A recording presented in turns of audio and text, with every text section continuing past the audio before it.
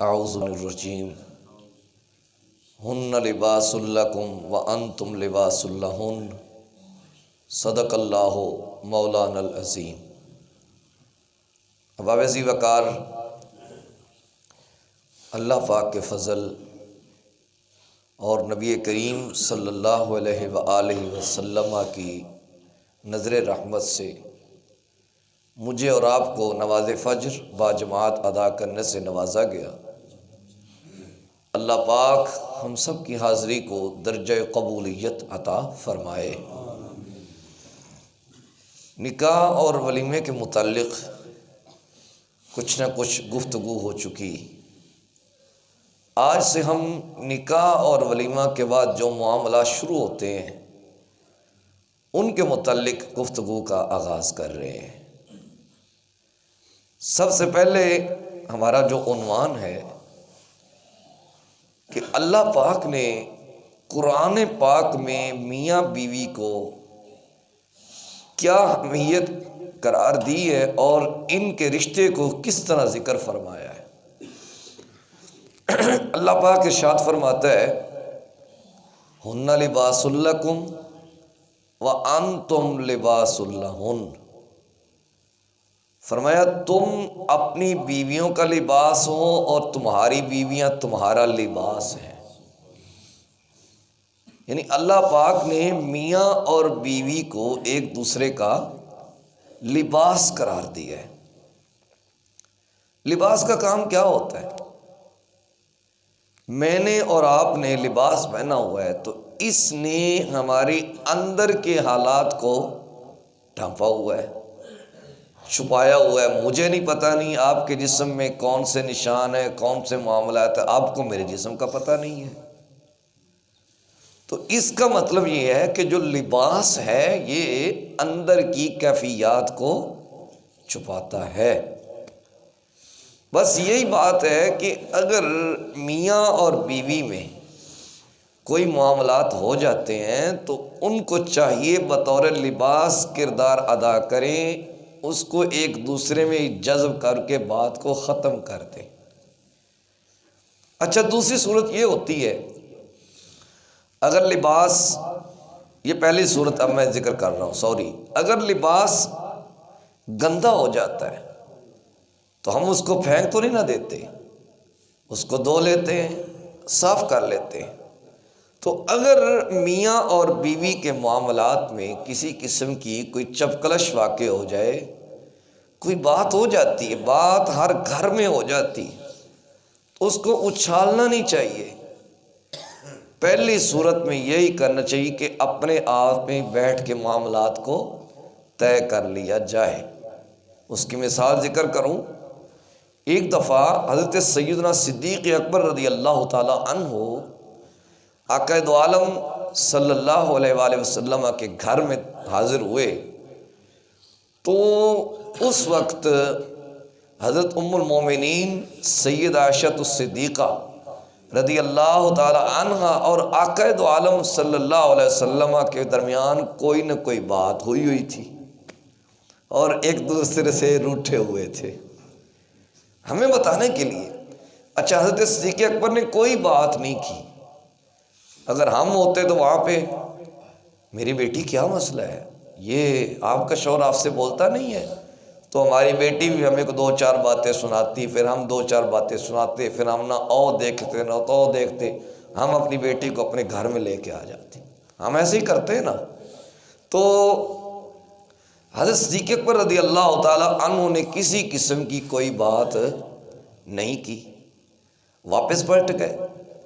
کچھ دنوں کے بعد پھر آنا ہوا تو اب گھر کا ماحول اچھا ہے، گھر کا ماحول اچھا ہے، تو پھر حضرت صدیق اکبر رضی اللہ تعالیٰ عنہ نے بات کاری دی، فرمایا اچھا غموں میں مجھے شامل کرتے ہو تو خوشی کا نہیں بتاتے، کہ معاملات طے ہو گئے تو مجھے بھی بتا دیتے۔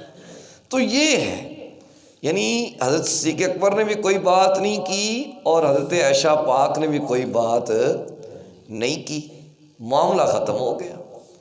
اچھا، اگر لباس زیادہ گندا ہو جائے جو ہم نے جسم میں پہنا ہوا ہے تو پھر ہم کیا کرتے ہیں، اس کو کوئی کیمیکل لگاتے ہیں، کوئی بلیچ وغیرہ کوئی کرتے ہیں، بلیچن کا استعمال کرتے ہیں کہ تاکہ ہمارا جو لباس ہے وہ صاف ہو جائے۔ تو اگر میاں بیوی کے درمیان معاملات طے نہیں پا رہے تو پھر گھر میں کوئی ایسا بندہ ہو جو ان کے درمیان بیٹھ کے معاملات کو طے کر دے، معاملات کو اچھالے نہ۔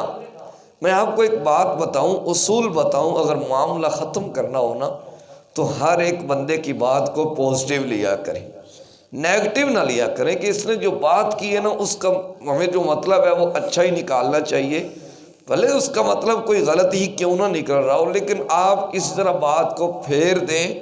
اور معاملے کو حل کرنے کا جو صحیح طریقہ ہوتا ہے نا، اگر کسی کے درمیان ہم نے صلح کروانی ہوتی ہے، معاملات کو ختم کرنا ہوتا ہے، تو اس کا بہترین طریقہ یہ ہے کہ ان دونوں کی بات کو نہ سنا جائے، ان دونوں کی بات کو نہ سنا جائے۔ اگر ایک کی بات کو سنیں گے، وہ بات کرے گا، پھر وہ دوسرا کرے گا، پھر وہ کرے گا، پھر وہ کرے گا، اس طرح معاملے حل نہیں ہوتے بلکہ معاملات بگڑ جاتے ہیں۔ تو اگر کبھی ایسی صورتحال پیدا ہو جائے تو پھر یہی کردار ادا کریں کہ میاں میں نے تو تمہاری صلح ہی کروانی، میں نے تمہارا فیصلہ نہیں کرنا، میں نے تمہارا فیصلہ نہیں کرنا، میں نے تو صلح کروانی ہے، چلو تم دونوں اٹھو اور ایک دوسرے کے گلے ملو، یا جو بھی طریقہ ہو، صلح کروانی چاہیے۔ اچھا، یہ بطور کوئی بندہ گھر میں کوئی نہ کوئی کردار ادا کرتے۔ لیکن اگر لباس زیادہ ہی میلا ہو جاتا ہے تو پھر ہم کیا کرتے ہیں، ہم دھوبی کے پاس بھیجتے ہیں۔ کیا کرتے ہیں؟ دھوبی کے پاس بھیجتے ہیں، لباس کو پھینکتے نہیں ہیں، دھوبی کے پاس بھیجتے ہیں کہ جناب یہ ہمارا جو لباس ہے یہ خراب ہو چکا ہے، یہ گندا ہو چکا ہے، ہم نے گھر میں بڑا اس کو صاف کرنے کی کوشش کی ہے لیکن صاف نہیں ہوا، آپ جناب شفقت فرمائیں اس کو صاف کر دیں، اور کتنے پیسے بھی لگے مجھ سے پیسے لے لیں۔ تو اگر میاں بیوی کے درمیان کوئی اس طرح کے معاملات ہو جاتے ہیں تو پھر بیوی کا باپ اور شوہر کا باپ یا مائی باپ دونوں یہ پھر بطور دھوبی کردار ادا کرتے ہیں، بطور دھوبی کردار ادا کرتے ہیں۔ اس کی مثال عرض کر دیتا ہوں، نبی کریم صلی اللہ علیہ وآلہ وسلم اپنی پیاری بیٹی حضرت اماں سیدہ فاطمہ الزہرا رضی اللہ تعالی عنہا کے گھر تشریف لائے تو دیکھا کہ فاطمہ ذرا غمگین سی ہیں، تو میرے آقا دو عالم صلی اللہ علیہ وآلہ وسلم نے فرمایا فاطمہ کیا بات ہے؟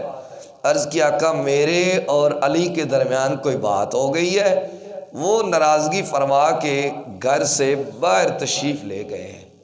اب آقا دو عالم صلی اللہ علیہ وآلہ وسلم حضرت فاطمہ الزہرا کے بابا جان ہیں اور سیدنا علی المرتضیٰ رضی اللہ تعالیٰ کے سسر پاک ہیں، اس لحاظ سے ویسے تو بڑے وہ تو معاملہ ہی کہ جدا ہے، لیکن ہمیں سمجھانے کے لیے اب اگر ہم وہاں پہ ہوتے تو ہم کیا کرتے، لو میری بیٹی اس کے ساتھ تیرے ساتھ اس نے یہ کیا، چلو تم اٹھو گھر چلو، میں ذرا ان کے ساتھ نمٹ کے آتا ہوں۔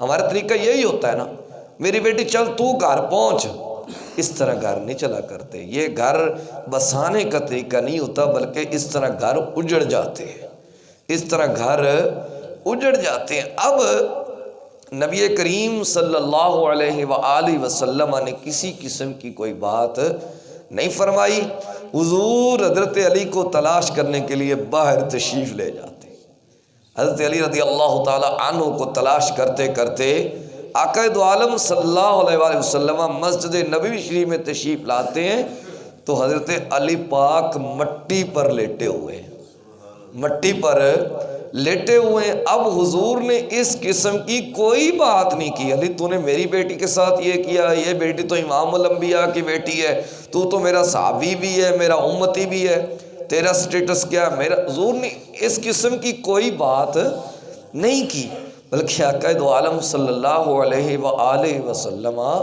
اس حضرت علی پاک رضی اللہ تعالیٰ عنہ کے جسم سے مٹی جھاڑنے لگے، فرمایا قم یا ابا تراب، قم یا ابا تراب، او مٹی والے کھڑا ہو جا، وہ مٹی والے کھڑا ہو جا، یہ ابو تراب کا لقب بھی حضور نے حضرت علی پاک کو عطا فرمایا ہے۔ اس کے بعد حضرت علی رضی اللہ تعالیٰ عنہ کو اس لقب سے بڑی محبت ہو گئی تھی، بڑا پیار ہو گیا تھا، کیونکہ حضور نے عطا فرمایا تھا قوم یا ابا تراب، او مٹی والے اٹھ جا، او مٹی والے کھڑا ہو جا۔ تو نبی کریم صلی اللہ علیہ وآلہ وسلم نے حضرت علی رضی اللہ تعالیٰ عنہ کے جسم سے مٹی کو صاف کیا، حضرت علی کو کھڑا کیا، گھر میں لا کر دونوں کی صلح کروا دی، معاملہ تو ختم ہو گیا۔ یہ ہمیں کردار ادا کرنا ہے، اگر یہ ہم طریقہ رکھیں گے تو پھر ہمارے گھر اچھے طریقے سے چلیں گے۔ ہمارا یہ نہیں طریقہ ہونا چاہیے، وہ ہے تو بات ہی نا سمجھانے کے لیے۔ میں ایک دفعہ دعوت اسلامی کا ایک بندہ تھا، اس کا لیکچر سن رہا تھا، تو اس نے ایک بات سمجھانے کے لیے کی۔ اس نے کہا جناب ایک بندہ تھا، وہ گھر سے باہر نکلا تو اس کا موبائل گر گیا کہیں۔ اچھا موبائل اس کا گر گیا، اب اس کو پتہ نہیں ہے، اب جناب والا وہ موبائل کسی اور کے ہتھے چڑھ گیا۔ اب جو بیوی ہے وہ گھر سے میسج کر رہی ہے، یہ بھی لیتے آنا، یہ بھی لیتے آنا، یہ بھی لیتے آنا، جس طرح میسج کر دیتے ہیں، فون کر دیتے ہیں، یہ بھی لیتے آنا، یہ بھی لیتے۔ اب اس کے شوہر کے پاس تو موبائل تھا ہی نہیں، اس کے کسی دوست کے ہاتھ چڑھ گیا تھا، بعد میں اس نے دے دیا۔ اچھا اس نے بڑی ساری جب باتیں کر لی نا، تو اس نے جو بندہ تھا جس کے پاس موبائل تھا، اس نے اینڈ پہ لکھ دیا بھی تجھے طلاق ہے، تجھے طلاق ہے، میسج پہ۔ اب طلاق تو ہو جاتی، لیکن اصل میں موبائل اس کے شوہر کے پاس تھا ہی نہیں، شوہر لکھتا تو ہوتی نا، شوہر کے پاس تو تھا ہی نہیں۔ اچھا بات تو ہوئی اتنی کہ اس نے میسج کر دیا، اب جو بیوی تھی اس نے اپنے بابا کو فون کر دیا، وہ گھر میں آ گئے۔ تو جب بندہ آیا تو اس نے دیکھا کہ بیوی اپنا سر و سامان سمیٹ رہی ہے، اور اس کے جو سسر صاحب ہیں یعنی بیوی کے جو باپ ہے وہ بھی شدید غصے میں ہے۔ اس نے کہا ابا جی کیا ہوا ہے، مجھے بتائیں تو صحیح۔ وہ چھوڑ تجھے تو عقل ہی نہیں ہے، تجھے پتہ ہی نہیں ہے، تو نہیں ہے۔ اس نے کہا مجھے خدا را بات تو بتائیں۔ اس نے کہا تو نے میری بیٹی کو طلاق دے دی ہے۔ کہا بھی میں نے تو نہیں دی بھائی، یہ میسج ہے۔ اس نے کہا جی بات یہ ہے کہ موبائل میرے کسی دوست کے ہاتھ چڑھ گیا تھا، مجھے تو اس چیز کا علم ہی نہیں ہے۔ یہ دیکھیں اگر کوئی معاملہ ہو جاتا ہے تو ہم تحقیق کیوں نہیں کرتے؟ جب قرآن کہتا ہے یا ایھا الذین آمنوا ان جاءکم فاسق بنبأ فتبینوا ان تصیبوا قوما بجہالہ فتصبحوا علی ما فعلتم نادمین۔ اے ایمان والو، جب تمہیں کوئی آ کے خبر دیتا ہے پہلے اس کی تحقیق کرو، خوب فتبینوا، خوب تحقیق کرو، کہیں ایسا نہ ہو کہ تم اپنے فیصلوں پر بعد میں شرمندہ ہوتے پھرو۔ یعنی پہلے ہمیں سوچنا چاہیے، پہلے تحقیق کر لینی چاہیے، معاملے کی تہہ تک چلے جائیں، اس کے بعد معاملہ حل کر دیں۔ اس لیے ہم نہ تو آج کل تحقیق کرتے ہیں، نہ ہم ٹھنڈے مزاج سے کام لیتے ہیں۔ ہر بندے کو بات بات پہ غصہ آتا ہے تو غصہ بڑے سارے غلط فیصلے کروا جاتا ہے۔ تو یہ جو میاں بیوی کا آپس میں ایک تعلق ہے، اس کا قرآن مقدس نے ذکر کیا ہے۔ اللہ ہمیں دین مصطفیٰ جار رحمت صلی اللہ علیہ وآلہ وسلم کے مزاج کو سمجھنے کی توفیق عطا فرمائے۔ وصلی اللہ تعالی علی حبیبہ الاعلی سید الانبیاء محمد وعلی آلہ واصحابہ اجمعین برحمتک یا ارحم الراحمین۔